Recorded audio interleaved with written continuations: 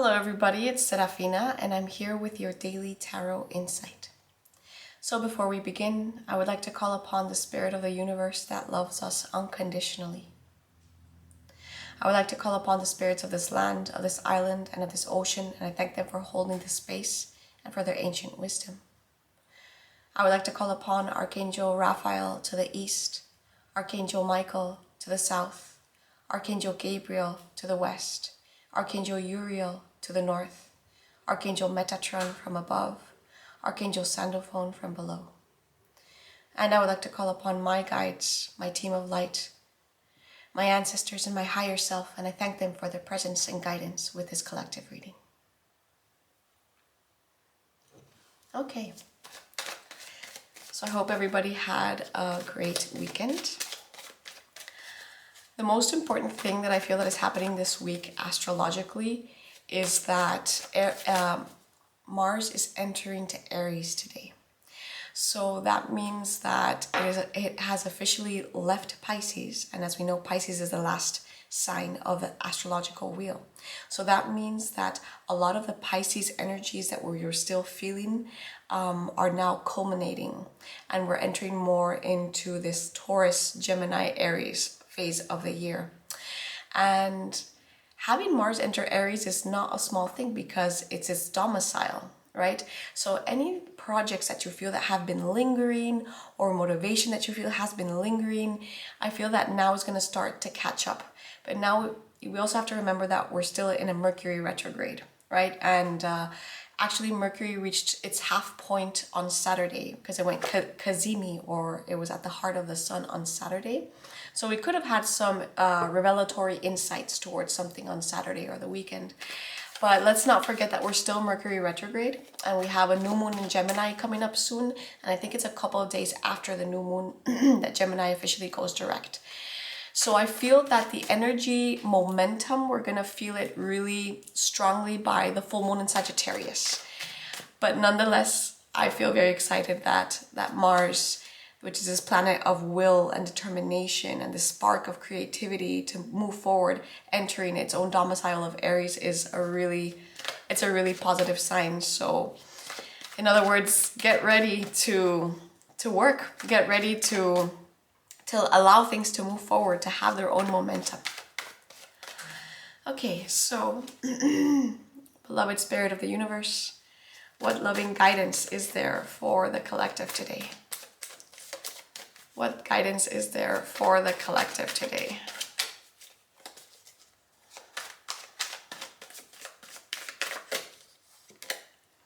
We have the Six of Cups.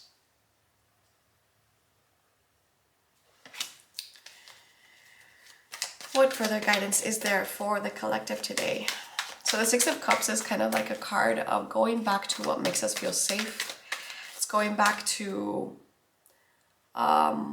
like childhood feelings of almost nostalgia, but I feel more like a sense of safety, rekindling with past friendships. We have the King of Wands with the beautiful salamander there.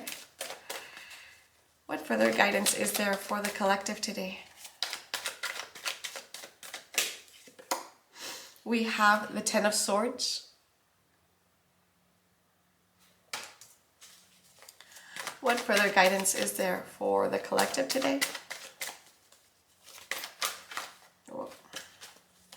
What further guidance is there for the collective today?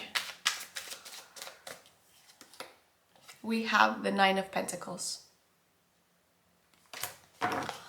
Okay, to complement, I will choose from this deck. What further guidance is there for the collective today?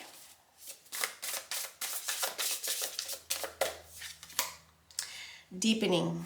I'll show it first. We have a beautiful black cat there. And it says, once you're on earth for enough lifetimes, your old soul will begin to long for non-grasping, detachment, and surrender. They bring the peace of God. So it's like a sense of deepening into oneself, deepening into that what is eternal instead of grasping onto material things or relationships or things that are ephemeral, things that are meant to have its natural fluctuation of life and death.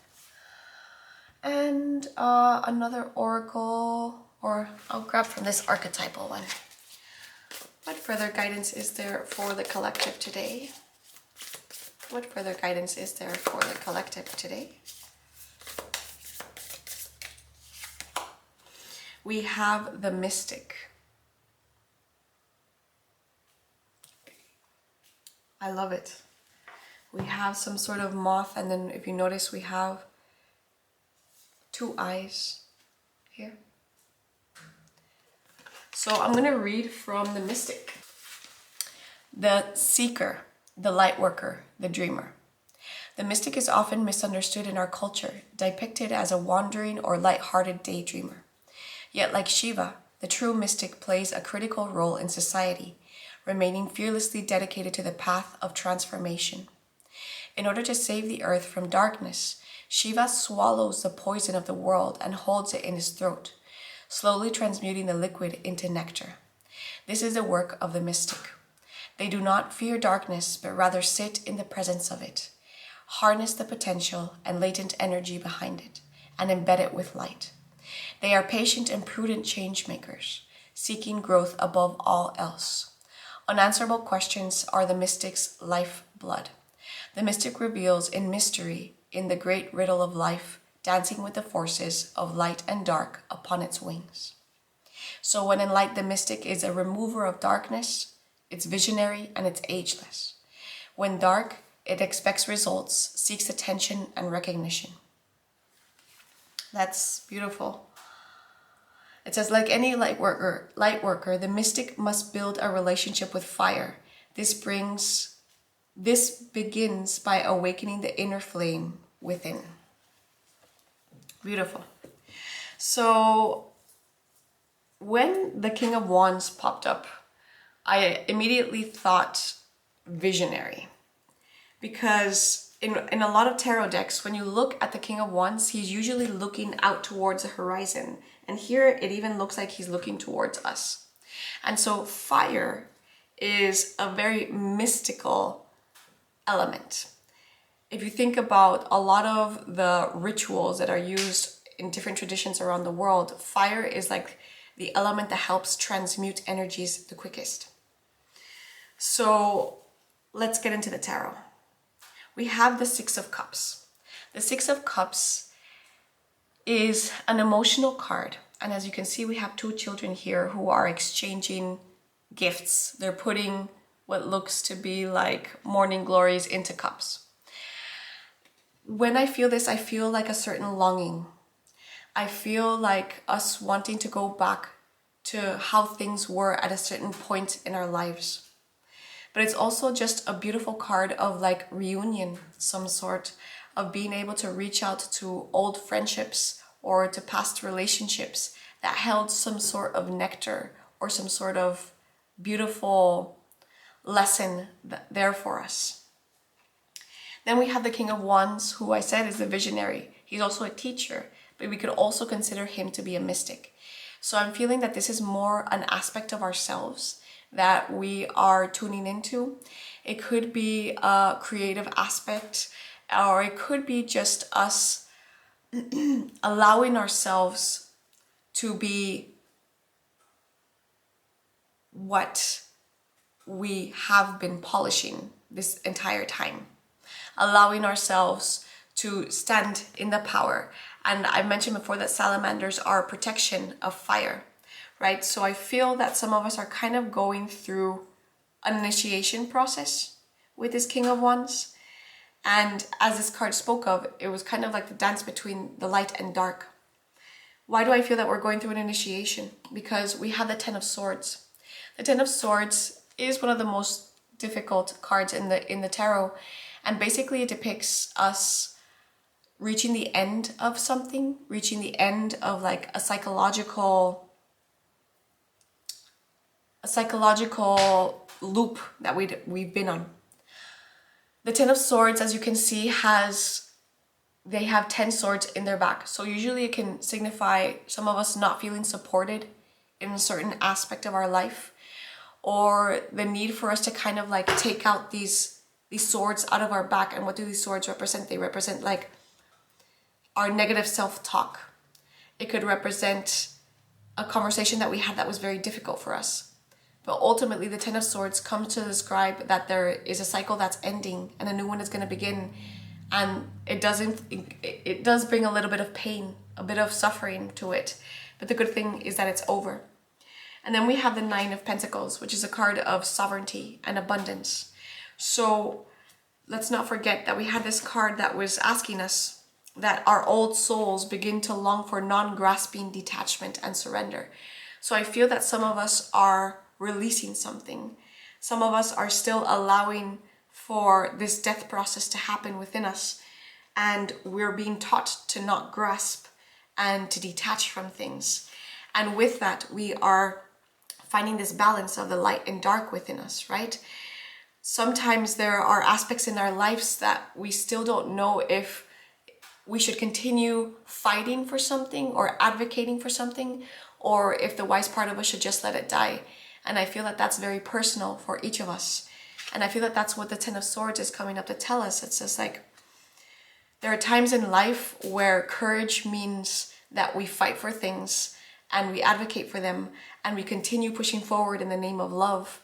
Or sometimes courage means completely letting go. And I feel that this is what the Scorpio aspect brings for us, right? It allows us to have that inner wisdom to know when to let things go. And whatever it is, it's going to bring us a bigger state of sovereignty and abundance. Usually this is a card of being able to assess how much we keep to ourselves and how much we give to others. But ultimately, it's this woman who's abundant, right? So I feel that whatever decision or detachment it is that we're going through, it is going to bring us a bigger sense of security within ourselves. And so I really want to go back to this notion of the mystic, of, you know, as I said, Lord Shiva drinking all that poison and keeping it in its throat, and allowing that poison to alchemize into something better, so as that it wouldn't seep into the rest of the world. And so, you know, how does that apply into your own life? Because I feel that lots of us have different truths and have different medicine, different nectars for the people around us. And it's an element of being discerning and being able to weigh out the light and the shadow aspects, being able to check with our intentions of why are we not telling certain people things and why are we telling certain people things.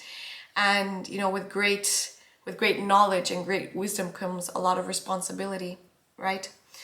So I feel that this day could be a little bit difficult for some of us, but ultimately, I mean, we started with the Six of Cups, which is us going back to what is true for us, to what we truly value, going back to assess, like, what are my core values? What are my core beliefs and needs? Because I need to be acting from that place and having a greater vision and knowing that I'm protected and that the fire is going to transmute me somehow and allowing me to deepen more into myself by allowing what needs to die, or continuing forward because I now have the inner vision and I know that things can work out for the best. And that's going to lead me to a greater places of sovereignty, a greater place of independence. Okay, so to finish, I would like to pull from the Isis Oracle.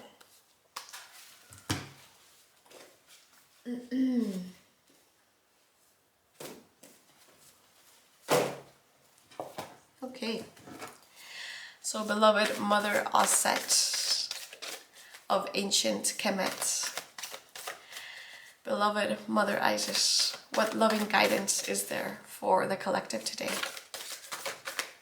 What loving guidance is there for the collective today?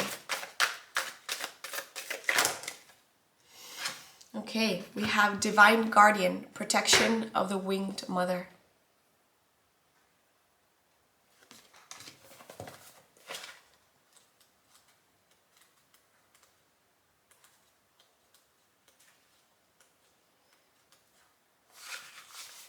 You are venturing through a time of significant spiritual growth and healing. There are many changes occurring internally, and they will be reflected in your external world soon also. You are protected during these times by the love and strength of the winged mother, Lady Isis. You can relax and allow your transformation to happen. Let your divine guardian protect you now as you learn to let go and trust in your own unfoldment for the greatest good. Big spiritual growth can bring difficult challenges. Through such challenges, an initiate can gain wisdom, power, and awareness and leave behind fears that once held them captive, free from past restrictions, free to live a life that is truly extraordinary and inspirational. Yet the challenges can feel deeply confronting.